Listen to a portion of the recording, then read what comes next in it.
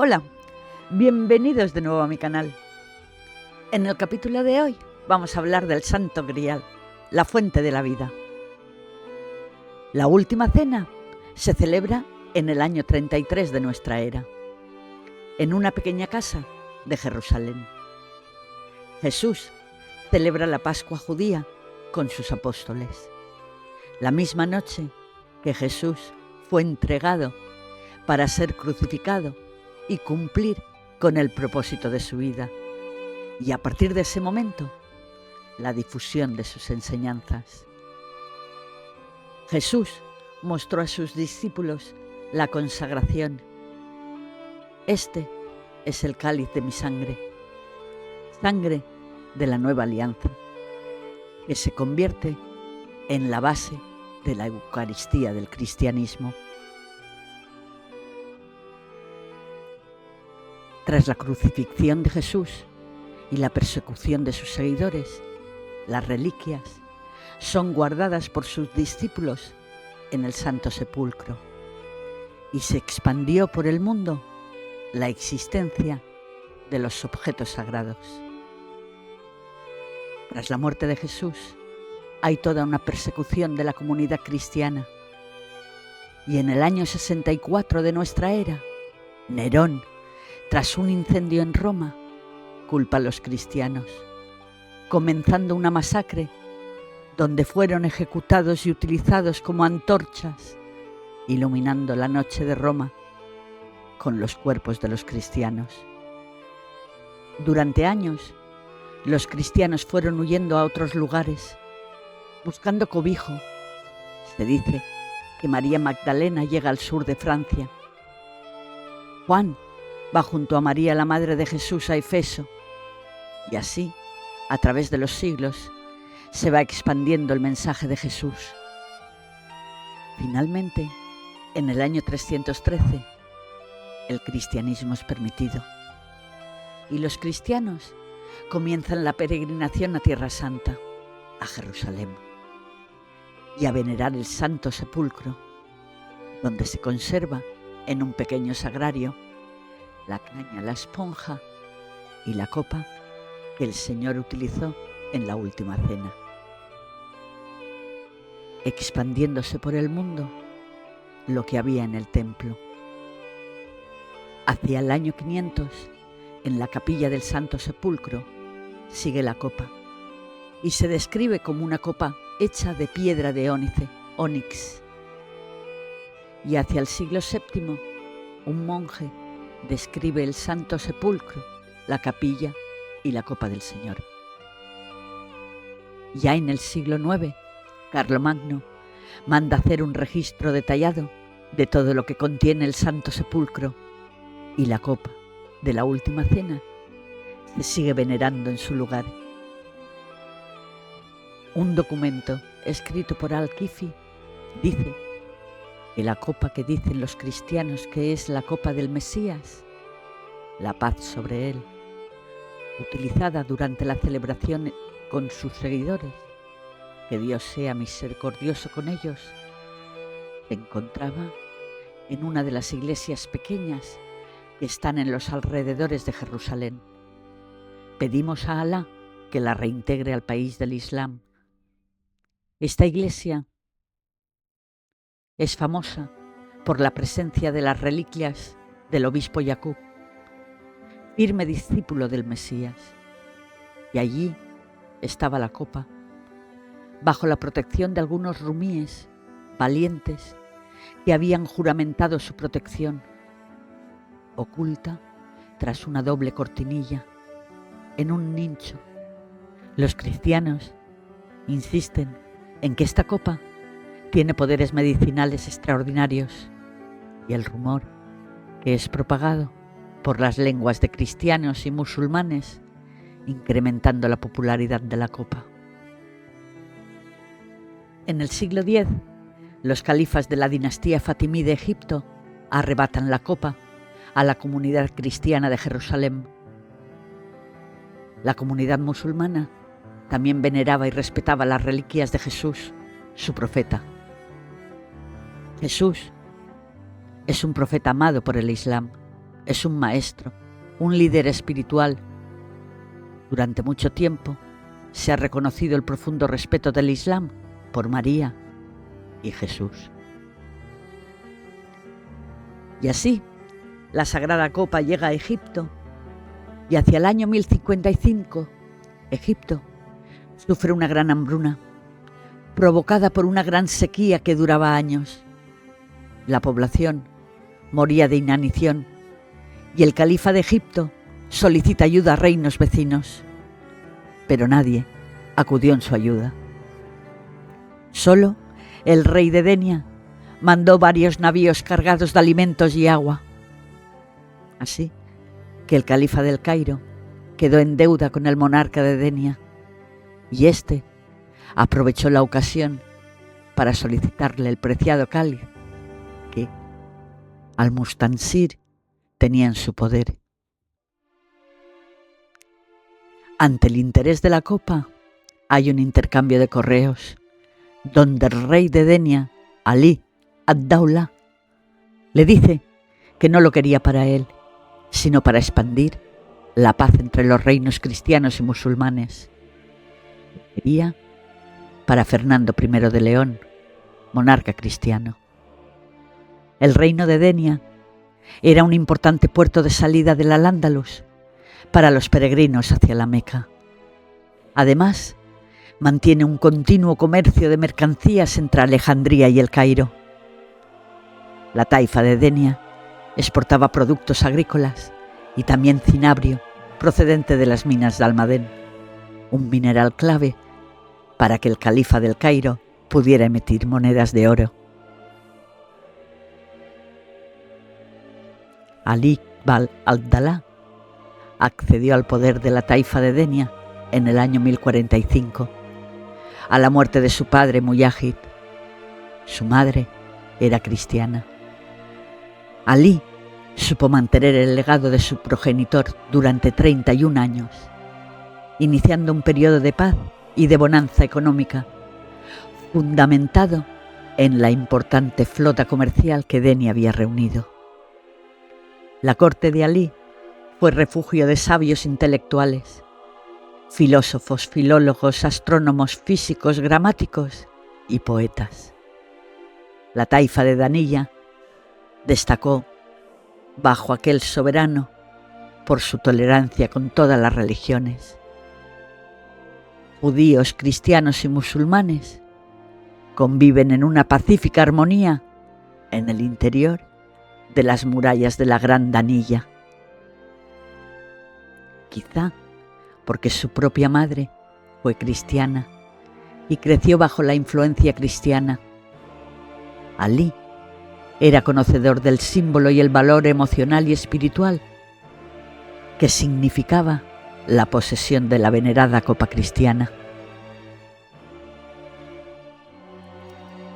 En un documento dice: en el año de la gran hambruna, Ali Abdalá, rey de Danilla, envió un barco con gran cantidad de víveres hacia el país de Egipto.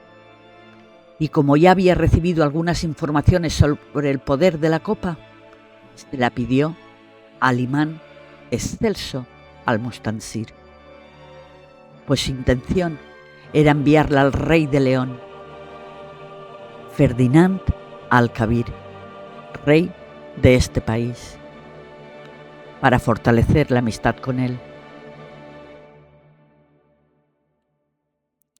Los mismos documentos localizados en el Cairo aseguran que el Santo Grial le faltaba una esquirla que saltó en el viaje desde el actual Egipto hacia Denia. ¿Pero qué pasó para que se documentara en un pergamino el hecho de la esquirla? Volvamos al hilo de la historia. El sultán de Cairo, en agradecimiento al rey de Denia por haber salvado a la población de Egipto, mandó un barco fletado de tesoros y piedras preciosas, y entre ellas una pequeña arca de plata que contenía la preciada copa de ónix de la última cena de Cristo.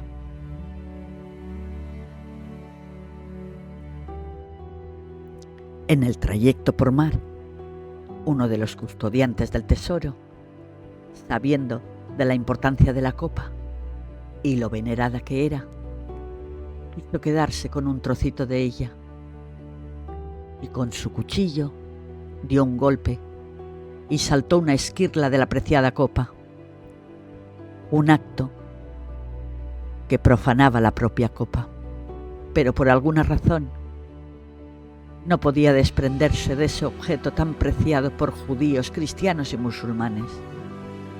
Así que de una reliquia santa como era la copa, se obtiene otra reliquia santa, que era la esquirla.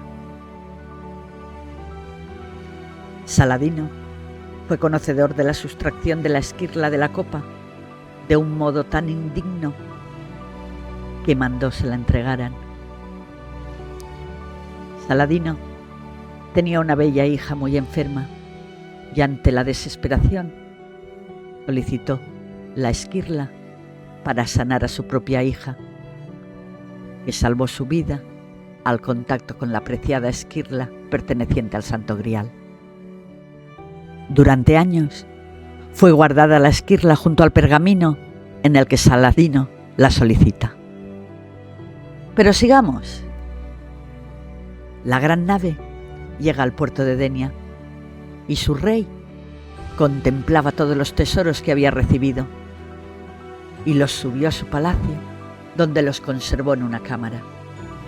Dicen que estos tesoros fueron la perdición de Alí y en sus últimos días se encerraba erráticamente junto a sus tesoros, pero esa es otra historia. Alí regaló a Fernando I, rey cristiano de León, la pequeña arca de plata y el preciado objeto que se encuentra en él, con el fin de obtener alianzas en los reinos cristianos. El emir de Denia dice al monarca cristiano leonés que no habrá otra tierra más protegida, ni permitirá alcanzar los males que nos afligen, protegiendo vuestras fronteras con la posesión de tan sagrado objeto. Fernando agradece el ofrecimiento del regalo más valioso de la vida de judíos, cristianos y musulmanes. La copa de Cristo es una gran muestra de vuestra generosidad. Es por eso que la llegada a nuestras tierras de tan preciado objeto traerá nuevos aliados. Y para preservar tan sagrado objeto se construirá un soberbio estuche de piedra para depositar la copa de la sangre de nuestro Señor, como jamás se ha hecho.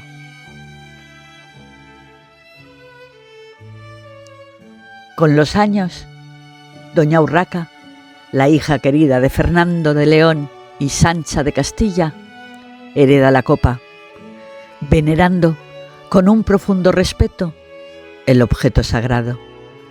Y para que nadie pudiera tocarla y profanar donde había bebido Jesús, mandó forrarla y realizar una peana con sus propias joyas que ocultaban totalmente el bol de ónix, protegiéndolo y perdiendo el rastro oculto bajo el conocido cáliz de doña Urraca.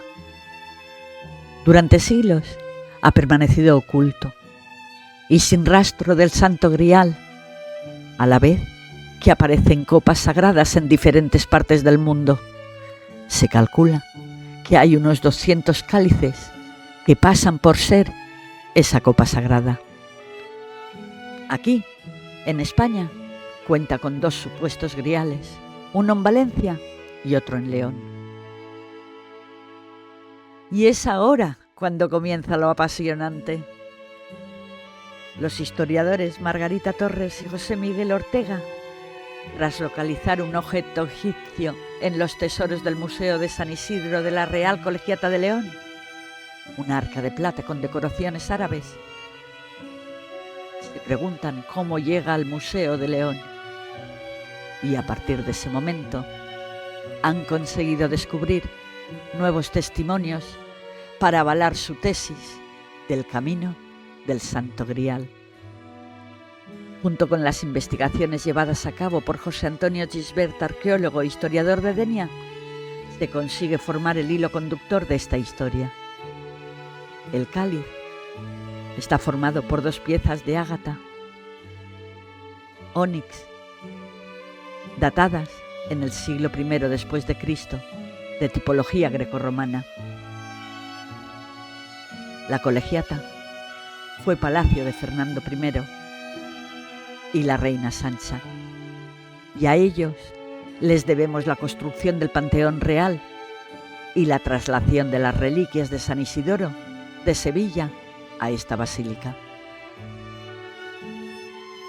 Tras descubrir y traducir en Egipto unos pergaminos que fundamentaba que el cáliz de Doña Urraca es el cáliz de la Última Cena, en estos 2 pergaminos encontrados en la biblioteca de la Universidad de Al-Azhar, una de las más prestigiosas del mundo musulmán, los 2 textos más fascinantes que construyen toda una leyenda.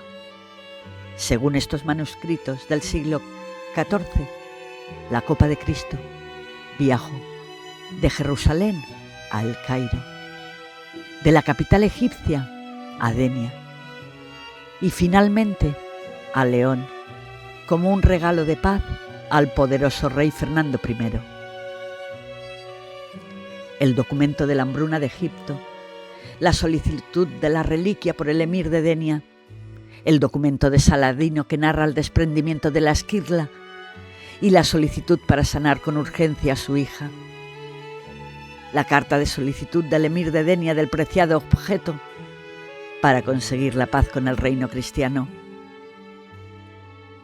el documento de agradecimiento de Fernando I, que prometió construir un contenedor de piedra para proteger la sagrada copa. El contenedor de piedra que manda construir Fernando I sería la propia basílica. Y es así como se descubre, enlazando piezas, y además otro misterio quedaba resuelto.